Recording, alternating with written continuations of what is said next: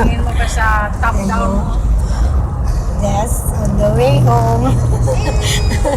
Naka-top down pa kami. Yeah.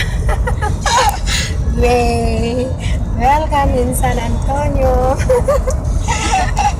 Asa na si Jose? Tulog pa. Gising na. Jose, nandito kami ni Agnes. Hello! Mga buhok namin lumilipad. Oh, look. Oh.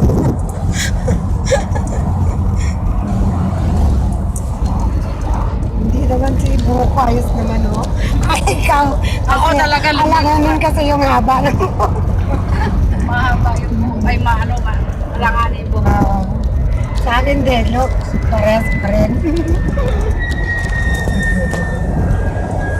Ang galing ni Agnes mag-drive.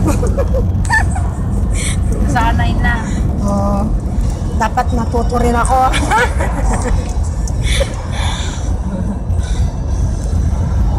Ang galing ko na, may hatid sundo pa. Honey, naunahan kita umiga sa kama ni Agnes. Sa kama mo. Sa kama mo. Naunahan kita, no. Tignan mo yung picture namin mamaya.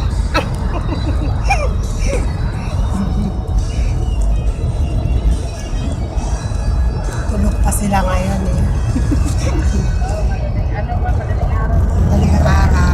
Hindi, umaga na. Anong oras na ba? Alas 5 dito, Alas din 7. alas 7 ng umaga. Oh, good morning, Philippines. Umaga na doon. Good evening, San Antonio. Good evening na ba dito? Ay, mamaya, madilim na dito, no? Kasi 2 hours, 2 hours different. Maaga na. Maaga na. Yes. Hello, may dala pa akong rice cooker. Jesus, pinagbantog pa na. Bantog. May sana nyo. Bantog pa. Hindi naman naintindihan ni Boy. Bantog.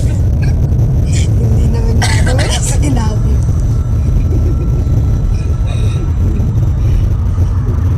Oo, ang ganda ng weather ngayon.